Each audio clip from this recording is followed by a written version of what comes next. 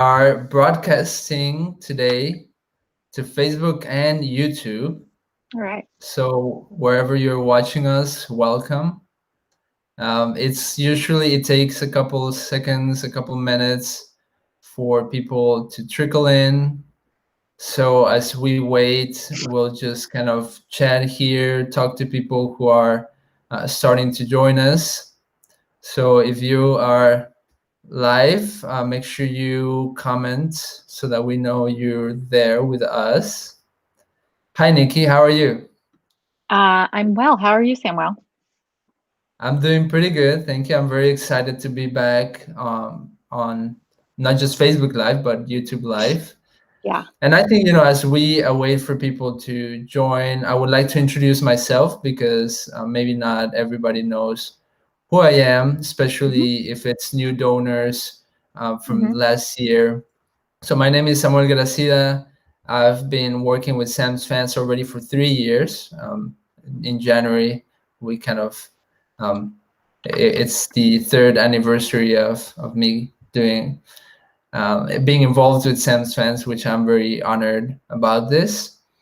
And I help with a lot of the social media, the website, communications, and a bunch of other things.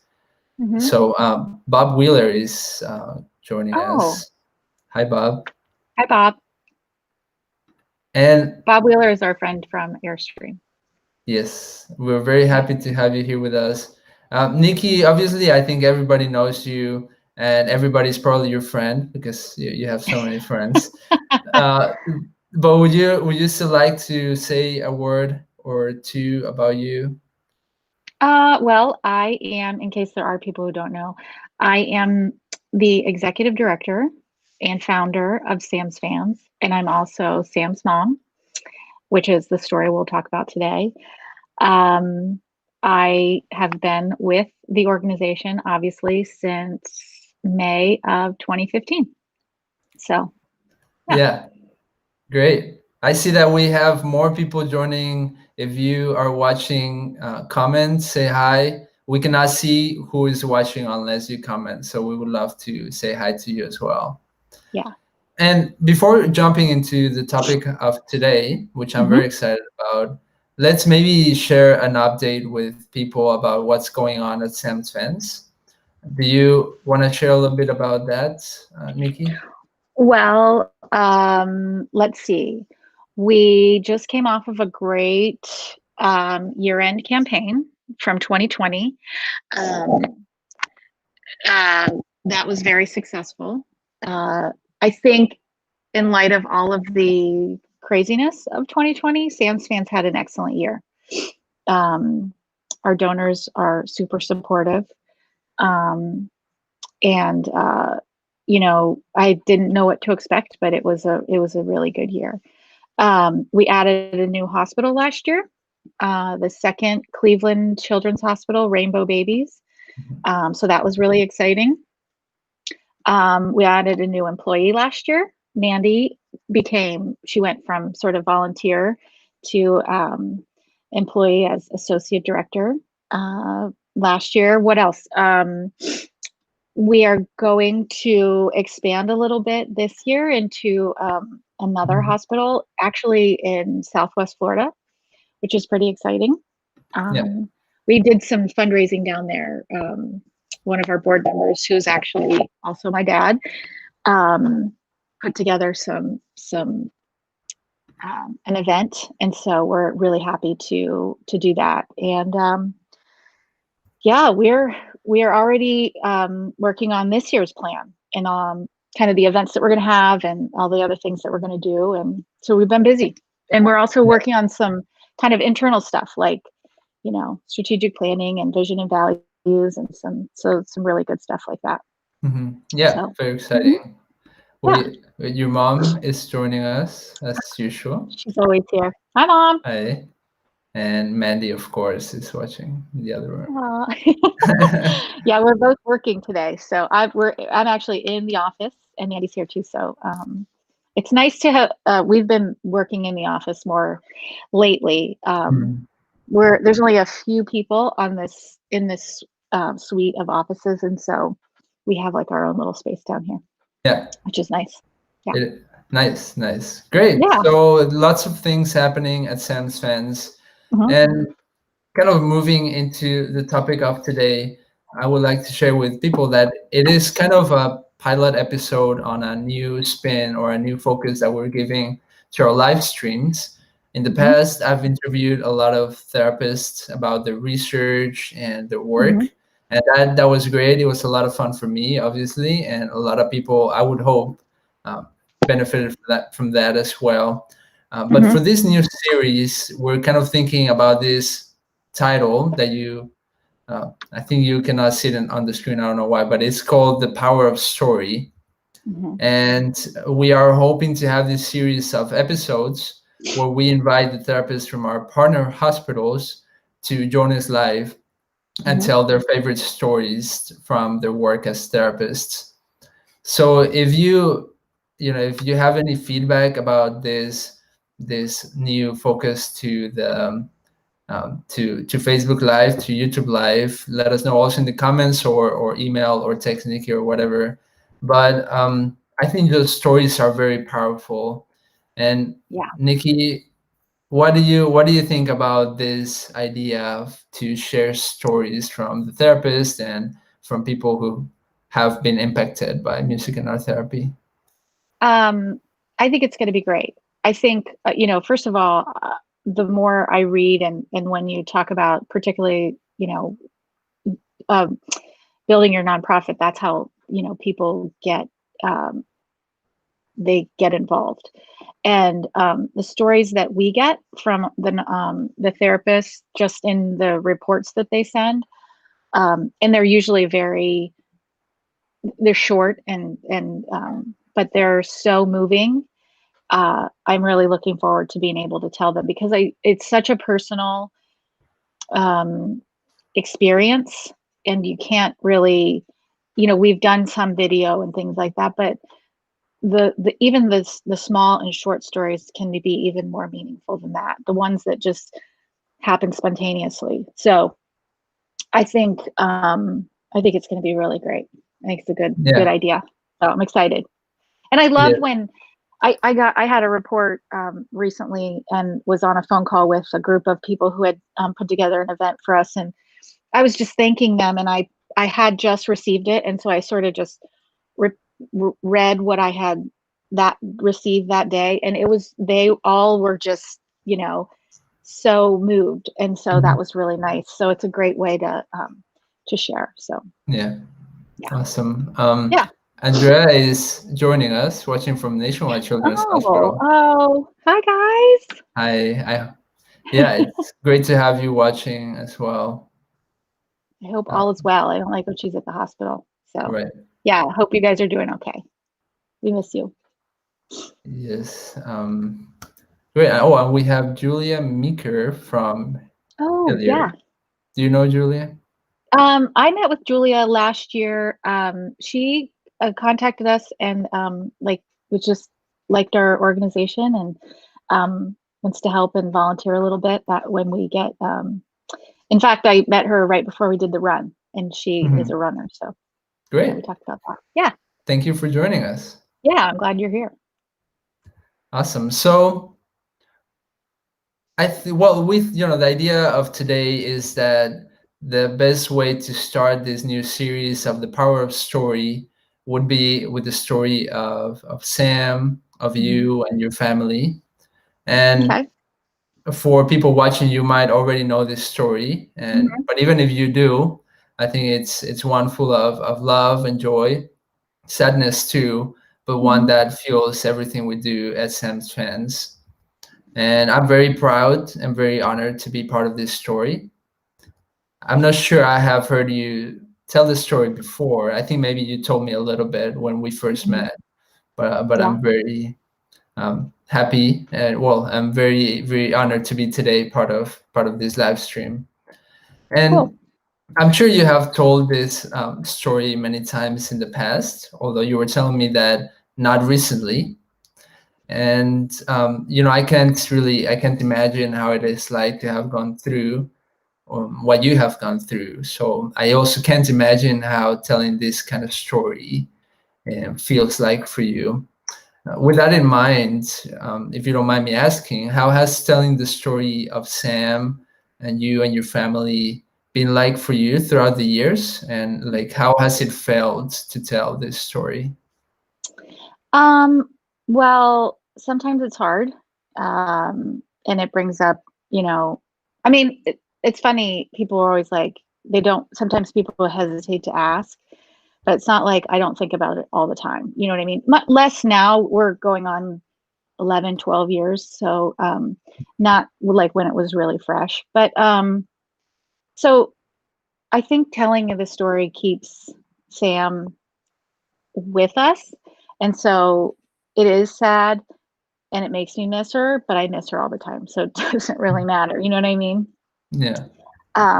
It gets a little easier, and um, sometimes it's interesting. It just depends on what kind of a situation it is, and then it can bring up, you can hold on to those feelings for a long time, and sometimes it gets better. But I think also sharing the story is just whoever it's with helps you connect with that person and helps them.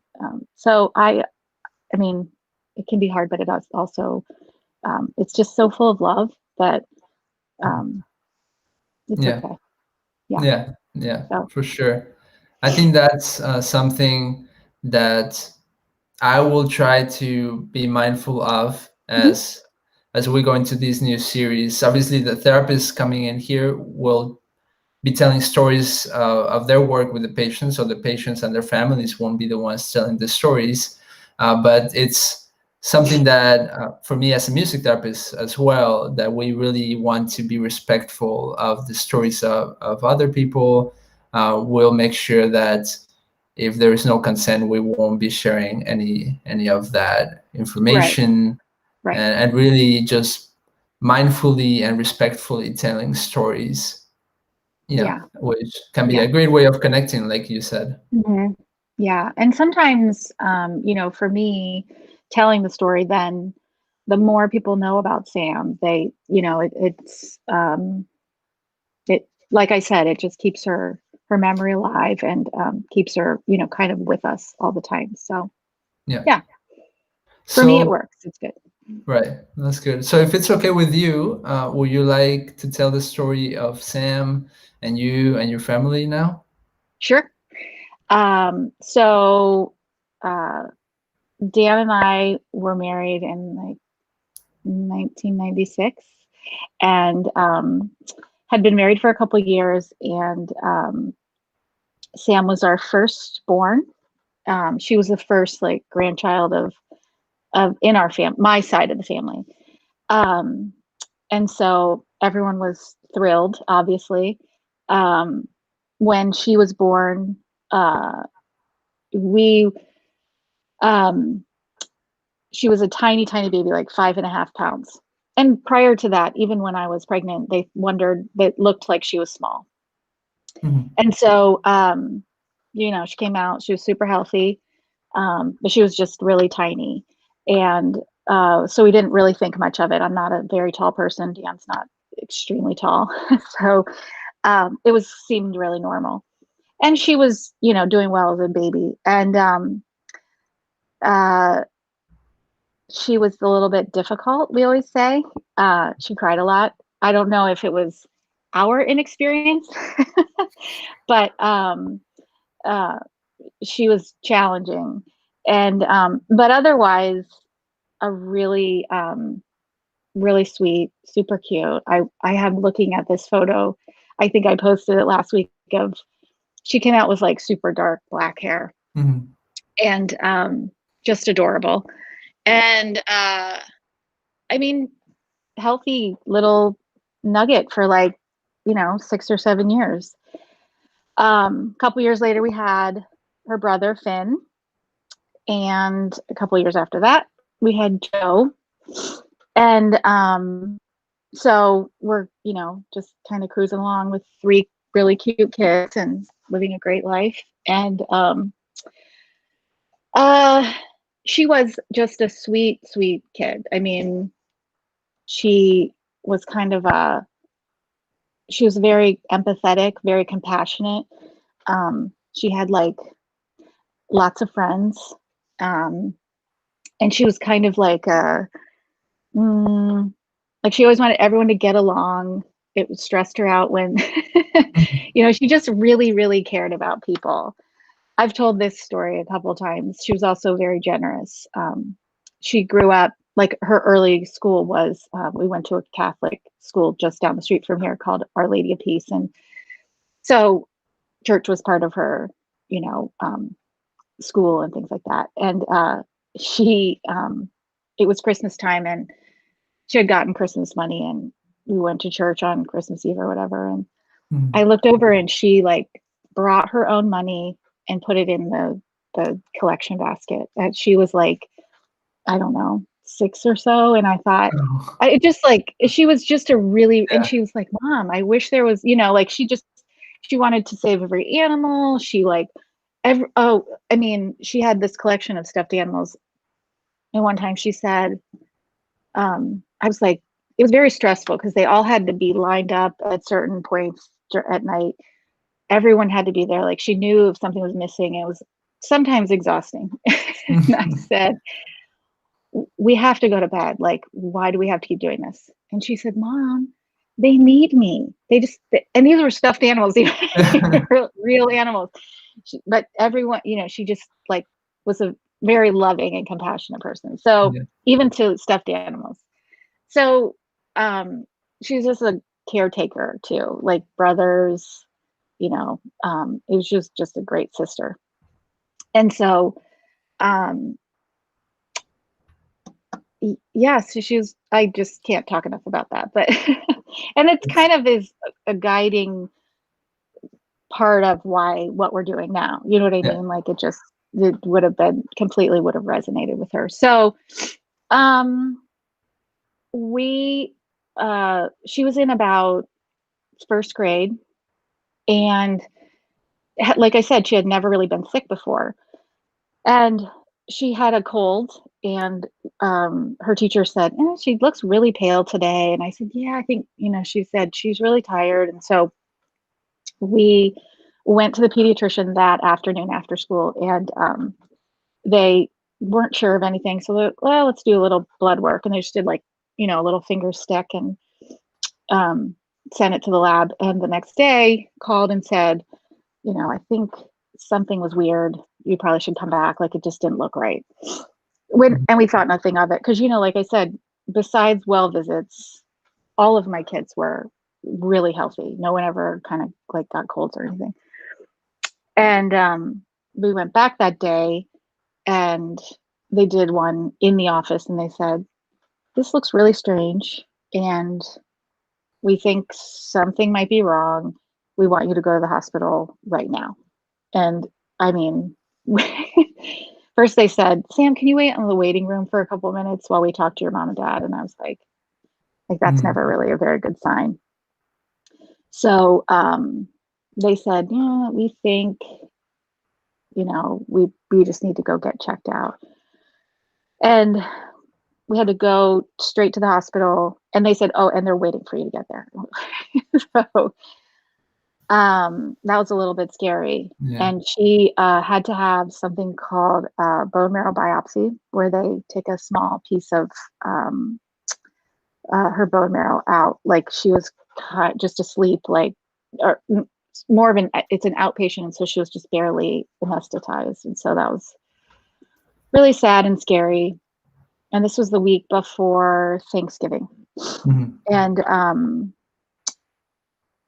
like by the time we left there, they said, you know, your child is really sick. They thought maybe she had leukemia. You know, they were gonna tell, you know, sort of do some more tests and things like that, but it was kind of a, you know, big question mark. But they were like, this is, you know, not a good thing. So and they said to us at the time, they were like, you know, it could be this leukemia, it could be aplastic anemia, and they said it could be this other thing called Fanconi anemia, which they were like, you know, she doesn't have any of the other signs or symptoms of that, so it's not very likely. Apparently kids at the time, we learned that they are small in stature, and there's a bunch of other things like heart problems and kidney problems, and sometimes missing thumbs and ear canals. Like there's just some really things that we would have noticed upon, like when she was born. Like I said, the only thing that we noticed was that she was really tiny. And so we went home, and first we canceled our Thanksgiving plans. And then, because, like our whole, not only that, we were in contract to buy a new house. So, yeah. And we were like, okay, like sort of canceled everything that day, the next day. And we were like, okay, we got to regroup. And then we decided, okay, let's have our Thanksgiving. Everything's kind of fine. And then we'll figure out what to do afterwards. Because, family was really important to us. Obviously, we had a lot of kids. Our friends were a big part of our lives, and their children are our kids' friends. And we were like, okay, like we just need to be together. And so we had Thanksgiving. We decided to get a second opinion on what we were, looking at. We went to another hospital. Looking back, we actually went to the Cleveland Clinic, their children's hospital, and had some the same tests done just to check and see. And it took a little time, but Dan was worried. He knew, we knew that the Fanconi that was really, really scary, because it's like aplastic anemia. You can do a bone marrow transplant and you can get better. Fanconi anemia comes with a whole other host of issues down the road, and very scary, and obviously like terminal, no cure. And so about a couple weeks later, we got the test back that it was actually Fanconi anemia, and that was right before Christmas. And so that was really kind of, turned everything upside down. And right away, while we were kind of Googling like all of these things and figuring out what it was, in the meantime, we read that the Children's Hospital in Cincinnati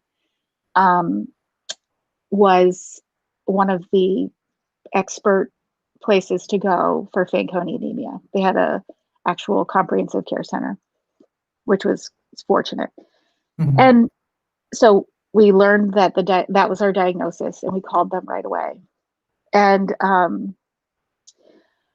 they said, it was interesting. It was funny. Like, so that was, I think, right around something. It was like right before Christmas, and they said, "Can you come Monday?" And we were like, "Yes, we can come Monday." And we went down there, and they said, "Bring your other kids because we want to test them too." And we didn't even think at the time of anything like that, because it's genetic. So every child has a 25% chance of having Fanconi anemia. Apparently, Dan and I are both carriers. Not something you check for. That's super rare. One in, I think at the time it was like one in, like there was like 300 to 500 children diagnosed in the United States with this thing. So they brought us all in, and we were kind of just, what are we going to do? Like all of these things we had sort of like, once we got the diagnosis a few weeks earlier, Sam stopped going to school because they were worried that she would get sick. She had these Fanconi anemia and aplastic anemia. All of your blood counts are really low, so you're very susceptible to illnesses and stuff like that, because you have no white blood cells. So she could go to school and get sick, and so we get to the hospital, and it was the first. So this is Cincinnati Children's. And, you know, the first thing they said to us was, we're going to take care of her. And, you know, we kind of just breathed a sigh of relief. And they didn't say it's going to be fine, but they said, you know, we're going to take care of all of you. And so they tested all of our kids again. It was kind of a very stressful visit, but Right. my son, who's now 17, was a baby. He was about maybe 2, I can't remember, but they had to do like a full blood draw with he cried so hard, and I mean, it was like it was, I can laugh. We actually laughed about it that day. Yeah. How traumatic it was. But this doctor came in. His name was Dr. Dave Williams. He's now in at Boston Children's, and he's like a very, very world-renowned researcher and doctor in Fanconi anemia, and he just made us feel so good and so well taken care of. And so for many years, you know, we got the diagnosis back. We had to wait like a week to find out if the other 2 boys had this disease, and fortunately, neither of them did.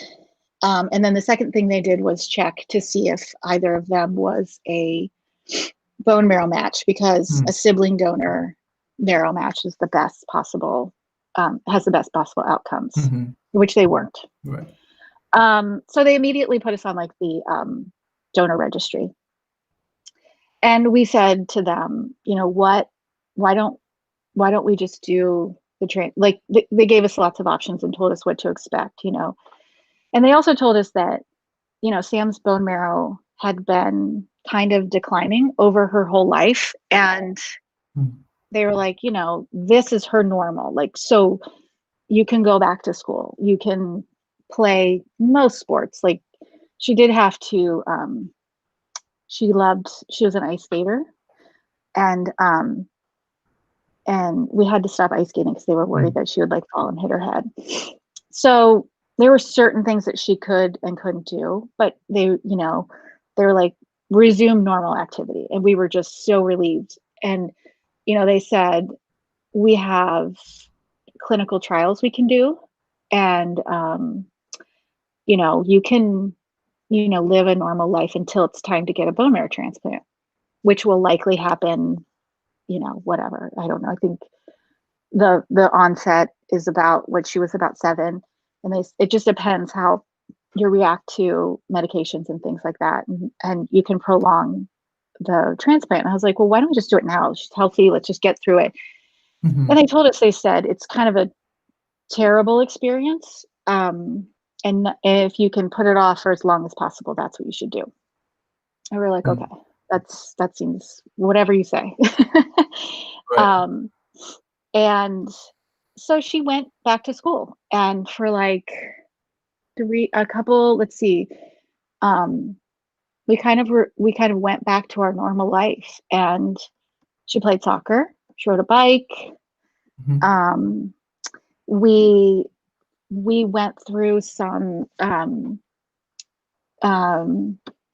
genetic testing, and eventually ended up having another baby, our 4th. We had hoped that he would be a match for Sam. It didn't work out that way. But and then when she was in like 4th grade, we moved houses. The first house that we were in contract on, we got out of that. But then like a couple years later, she switched schools, made new friends, not new friends, you know, different, you know. And we lived a great life. And then they said, okay, you know, so during this time, we did lots of clinical trials, and Sam really, she would do any of the extra things, because they were all you know, new research, and that was really important for her to take part in anything that she could, because she knew that anything that they learned from her would then help down the road, and that was really important to her. And so if they said, oh, can we take a little extra blood for this or that, she said, for sure. That was always, and so that, again, one of those things where that became really important to us. And there was a thing called the Fanconi Anemia Research Fund that was started by a family who had 2 daughters with this disease.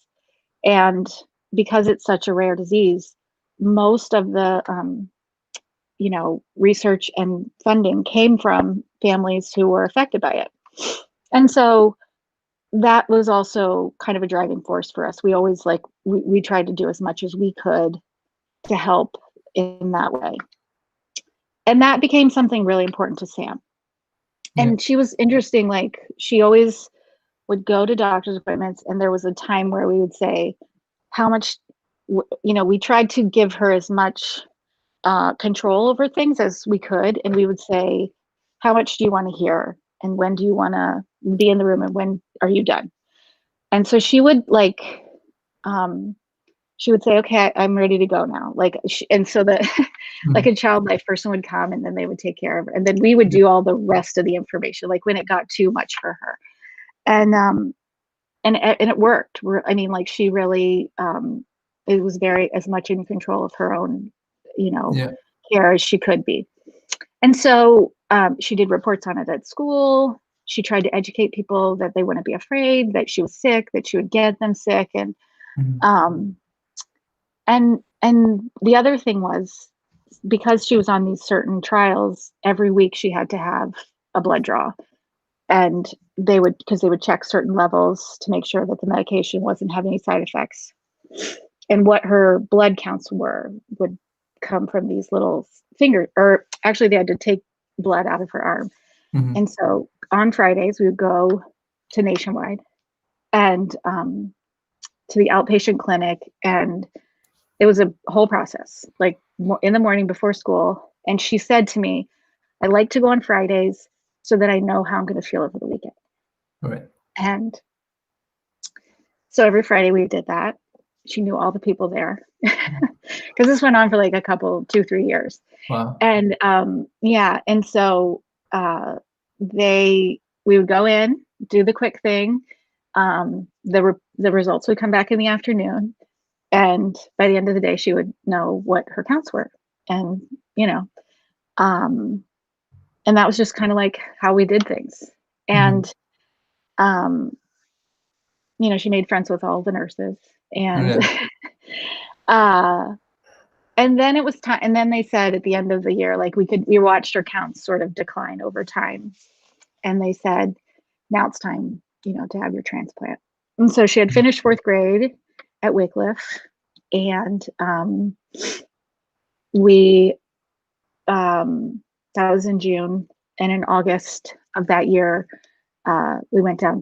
And so this is the other thing. And I'm part of the story is, I tell it this way because our care, we went to Cincinnati for our transplant, but Nationwide was in the meantime, coordinating that care between the 2 hospitals. Every week when we would go get our counts, they would then fax everything to Cincinnati, and we would know, it was a really lovely way to have that connection. We could go to the hospital that was down the street, and they worked so well with another hospital where we had our most of our comprehensive care.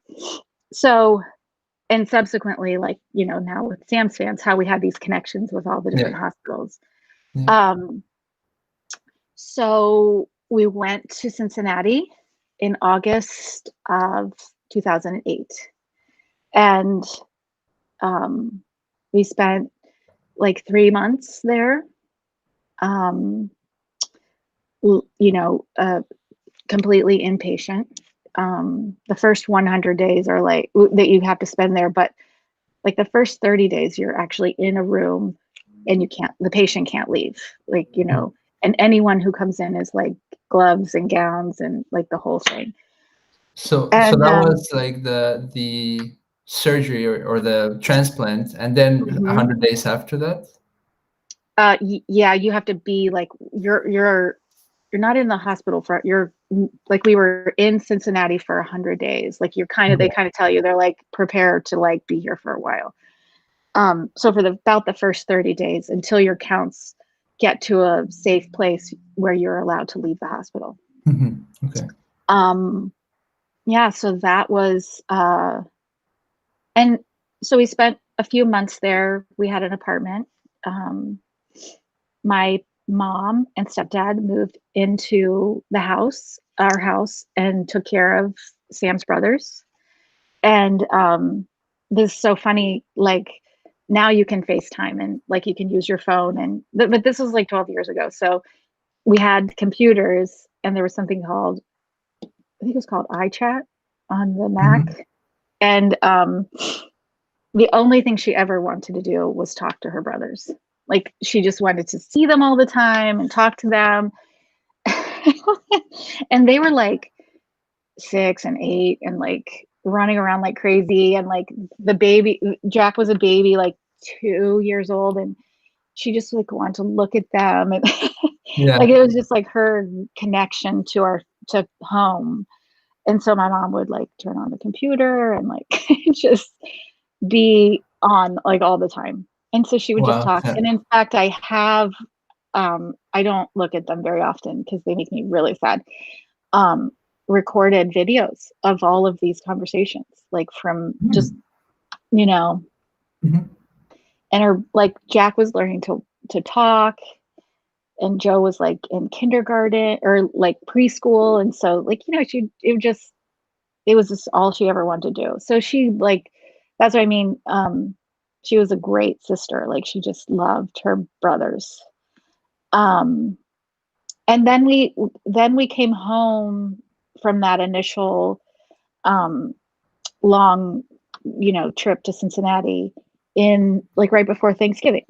So I've written a couple times about Thanksgiving and things like that, but it was always kind of it's just one of our Yeah. favorite holidays. And so that first year we spent Thanksgiving just the five of us for the first time ever. Like we used to host tons of people and friends and family, and it was the first Thanksgiving and Christmas that we um, broke a lot of traditions, not having family and guests over. And then it was the only other time that we didn't have a real Christmas tree because we used to go and cut down our Christmas tree. Mhm. And that year we had to get a fake Christmas tree because of the transplant. She wasn't allowed to have a real tree in the house because of the bacteria and stuff like that. All So right.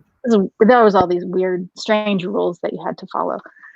Mhm. Um, yeah, so we were, you know, no visitors. Um, she really rarely went out. We traveled back and forth to Cincinnati once or twice a week. Like they let us go home maybe a little earlier than most patients because we were so close. So we Okay. could, I mean, like she and I would get in the car, drive all the way to Cincinnati. I say all the way, it's like less than 2 hours. And we would do day trips, and then she had that the spring of 2009, she started to have some problems and some complications. I mean, early on in the transplant, she had some complications that just never went away. Mhm. And over the next like 14 months, they just, things got up and down and worse. And then she ended up, you know, um, succumbing to all of that and passed away October 15th of 2009.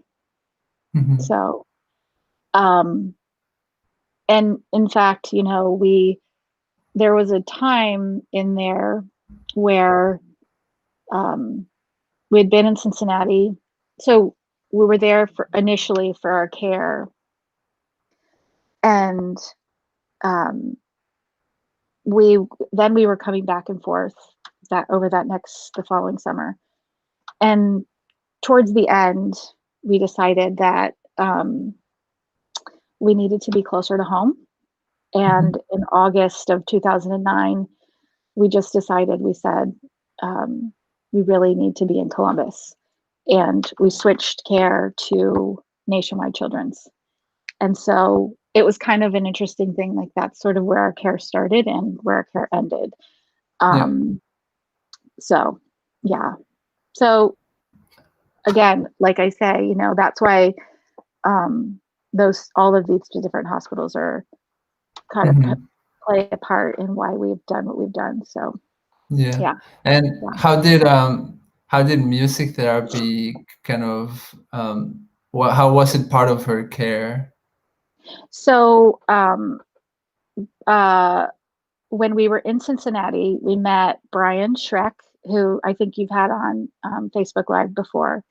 He's not at the Children's Hospital there anymore, but he is still a music therapist, and he now works with adult patients.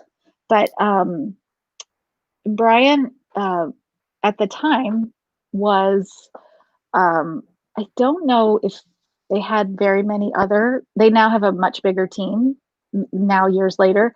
But Brian was, like, at the time, almost maybe one of the only music therapists, and so we were first introduced to him while we were inpatient, and he came into the room one time and he said, you know, this is what I do, music therapy, and I'm going to come visit you probably like a couple times, maybe once or twice a week. And they hit it off like right away. First of all, he's just the nicest, dearest person you've ever met. Yeah. He dresses like, he always wears bow ties, and he's bald and he has a red beard. I always said he looked like Kris Kringle in the Christmas, like the old cartoon. And he's just a great person. And he asked her right away, like, what music do you like? And she used to play the piano, and he brought her a keyboard that she could keep in her room so that she could practice the piano. You know, because she took lessons weekly. She was a pretty good piano player. And so we practiced the piano, and he brought her like CDs of all the artists that she liked. He brought pictures of, I still have these pictures. I don't think they're here, but he printed out photos of like Matt Carney and Jack Johnson. Those were a couple of her favorites, and he hung them on the wall, and they had like little quotes on there like, "Oh, Sam, we hope you get better." Like, they weren't. It was just a really thoughtful thing, and so they spent a lot of time together over those 3 months, and so we just loved him, you know, because he would come in and bring, like, she would just like really light up, and they would sit together, and he literally could play whatever she had on her, because she had an iPod and she had a phone. Yeah, she didn't have an iPhone until later. But she would pull up a song and he would just start playing, and she loved that, whatever she was into that day. And so then, you know, there was another experience that we had that really stuck out to us. So during, I don't remember when it was, but she had a bad reaction to a medication that she was taking, and she had a really bad seizure, and she ended up in the intensive care, and it was really, really scary, and she was really sick. And they brought her back to her regular room after she had sort of got the worst part of it, but she was still like really sleepy. And Brian knocked on the door and he said, "I heard that she was really sick, and can I come in?" And we were like, you know, "She's sleeping, but you can come in. You know, I don't know, you know, you're welcome to do whatever." And she had like all these things on her head because she had a seizure. And so it just, you know, they were monitoring all of this. Yeah. And he said, "Well, I'll just sit by the bed and play." And we're like, all right, you know, it made us feel better. And like a day later, she woke up from this whole experience, and we were like, do you remember anything that happened? Because it was pretty traumatic. Like they had to like it was a code, and like people were in the room, and like blah blah blah. It was terrible. And she said, "No, I don't really remember anything." She said, "I do kind of remember Brian was playing music though somewhere," and we were like, Yeah. you know, and that moment was like, you know, we were like, this is special. Yeah. You know, it was like the one thing, like she wasn't scared. She didn't know anything bad had happened, but she did remember like that one really peaceful part of it. And so I just thought, you know, that one we never forgot. Yeah. So, Wow. yeah, it was really meaningful to us. Yeah. So, and I just remember, you know, many, many times, you know, she was just so cranky and felt terrible almost all the time. And that was the only person who was allowed that she would at least like welcome into the room. Yeah. I mean, she felt pretty bad, and she was not, you know, always the nicest patient, you know, when you feel really terrible. She tried really hard. That was another nice thing about her. But Brian was the one person that genuinely she always wanted him to be there. And so for us, we were like, that was it. You know, really meant a lot to us. Sorry, I'm getting like the sun coming in right there. I don't know how to. That's fine. Yeah. But so, yeah. yeah, well, you know, It was a big part of it. I think, you know, first of all, thank you so much for sharing that story. I think that's a very brave thing to do, especially live, you know. And I don't know if I've ever expressed how honored I am to be part of Sam's fans and part of Sam's legacy. And I don't know also if I've expressed how, you know, sorry I am for your loss. And I really wish I had met Sam as well. Yeah, I know. Me too. It's been a long time now, and it's interesting when you are reconnected with people who did know her and who didn't, because I feel like a lot of the people who I know now didn't know her, and you know, didn't know her personally. And so the people that did, you know, that have that, you know, it's really special. So I wish everybody had that opportunity. Yeah. But, Well, yeah. and the story the story continues, right? Yeah. So what, how does Sam's story continue up to today? You know, I always say, like, you know, not necessarily like what would, you know, she would want to be here. You know, there's no denying that. Um, I know everybody's like, oh, she's in a better place, whatever, you know. I would give, you know, anything for her to be here instead of where she is. But I feel like I'm I'm not living her life, but I am trying to live the values that she lived. I don't think, you know, I don't want to, I'm trying to, that's what's important to me, is that I carry on the things that she was, the person that she was. You know, Yeah. she was caring, compassionate. She taught us all like a lot of really great lessons. We learned a lot of things going through all of that. And I just want to live the way that she lived, and the way she would have lived. And so that's how what we try to do in Sam's Fans, is live those values that she had: compassion, caring for others. You know, she just was a really, really happy, giving child. And so Yeah. And it being able to sounds do also, those things is, go mhm. ahead.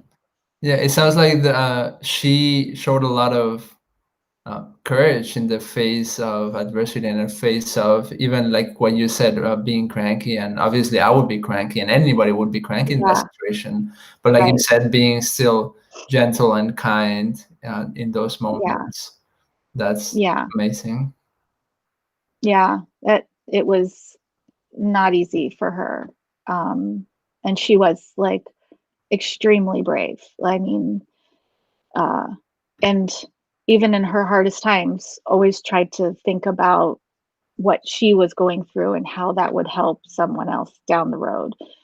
So that's the other thing that's important to us. We still support, not as much as we do with SamSams, but try to support the research fund because that was important to her.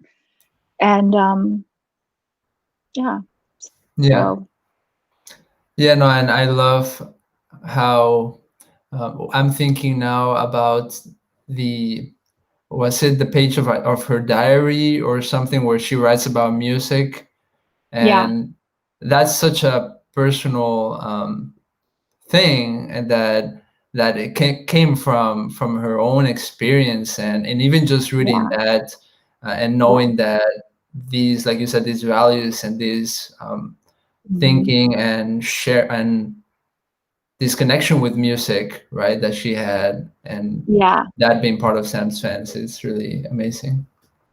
Yeah, she spent a lot of time, you know, because she was struggling a little bit, she journaled a lot and she had all of these books full of notes and songs. She had these two friends, Anna and Aaron, who I still see them. They're grown and out of college, and her friend Kira. Um, but they would, you know, they were going to be in a they would be going to be in a band together, and so she wrote a lot of lyrics, and she was a big fan of like Taylor Swift and uh, just a really wide range of music. But so I think that this is another short story, but we did our first Thread of Hope event, and after that, and I had kept Sam's room, you know, the same after she passed away for many years because I didn't. Nope, we had all boys. Nobody really needed the space, so I just kept it. And it was like that for a couple years. And I started to clean out her room when I was ready, and I found those books. And I started to look at them, and it was the one that was like, music makes me feel alive, and it makes me, and I just thought, and I had already started Sam's fans and all these things, and then to find all of that just was like something. I then felt like I didn't make it up. Like I knew, because sometimes you do those things, like you were like, this is what Sam would have done. Yeah. And but I really was like, no, like she really did. Like she loved this. Like this is what she would be doing and what she cared about. So that was rewarding to see all of that and to find those books and be able to like know that what I was doing was really special. So Yeah. No, that's yeah, beautiful. yeah. So Lisa, thanks. Also, thank you for sharing this from Hogan oh Regional Center, Massachusetts. yeah, Thank you, Lisa. nice. Yeah, no, I You're think welcome. so.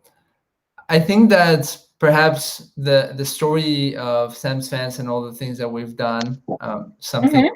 that we might want to cover in another episode. I Yeah, think that everything that you shared is just full of love and joy and obviously sadness, but a lot of care, and I really appreciate you sharing that. And also I'm honored to be part of this story, like I said. Um, and I'm glad you yeah, and there were a lot of, I was kind of keeping an eye on people watching. There were people who listened through, and I think it's just amazing what you've done and what your family has done. And Sam was a beautiful soul, and is a beautiful soul. So I really don't know what else to say. It's been great to hear yeah. and to listen to the story today. Did you learn anything new today? Did you know the whole Yeah, story? I didn't know the whole story. Yeah. Yeah. Yeah, I know it's funny, like we talked about this, like I have not told the entire, like really involved. Like I know that you can see it talked about in the Today Show, and you can see it on different things, that interviews that we've done for different events along the way. But like, to, you know, I feel like there's maybe like a lot of people who like don't know, who've joined recently or found out about us recently, that might not know everything. So yeah, it's wow. interesting to hear it all again. So Yes, there's a lot to tell. and I'm sure Yeah. there's a lot more Yeah. that you didn't Yeah. tell, and Yeah. that's I don't okay. know how long we've been on, so Yeah, yeah. it's. Yeah. I thought it was. It was really really Good. beautiful, and I feel touched, you know, and inspired by the story. Good. Well, thank you. Yeah. Yeah. Thank you. So, you know, we're reaching the end of this episode. If you're still watching, Thank you. and if you have any, yeah, thank you for listening in, for being part of Sam's Fans. Feel free to drop any comments, final questions before we kind of finish today's live stream. And let us know if you want to hear more stories. We are all about music and art, music and art therapy, helping seriously ill children. So we want to also bring those stories a bit to you, so that you know what you support by supporting Sam's Fans. And I'm I looking mean, forward to these stories. yeah, And yeah, it'll be yes, good. me too. Yeah. Bob says also thanks for sharing Sam's story. Thanks for listening this whole time. That was nice. Yes. Yeah. So we should actually, we've talked about this, but Airstream has been a supporter of ours, and Bob is a friend of mine, and they love music. They never met Sam, but they're sort of like new people who have come into our life, and Airstream is a big supporter of ours, and again this year. So we're really grateful for them. Yeah, So, definitely. and I just like them personally too. Yeah, they're great. Yeah. Andrea also says thank you. Oh, you're welcome. And Welcome. Julia, thanks for sharing Sam's story today. Looking forward to hearing more about her, Sam's Fans mission, how to best support, and learning from therapist stories too. Thank you, Julia. Yeah, So, thanks. yeah, send us your feedback on email, social media, just any platform. And we probably are going to start with this next season in February and do it for a couple of months. So stay tuned. Any parting words, Nikki? No, thank you for asking me to do it. It was kind of made my day. It's been nice to think about Sam, and yeah, I enjoyed it. So Thank you. Thank you. and thanks to everyone for being here and listening, because it looks like it was a kind of a long one. Yes. So, Thank you, everybody. And then till next time. Yep. All right. Bye. Bye.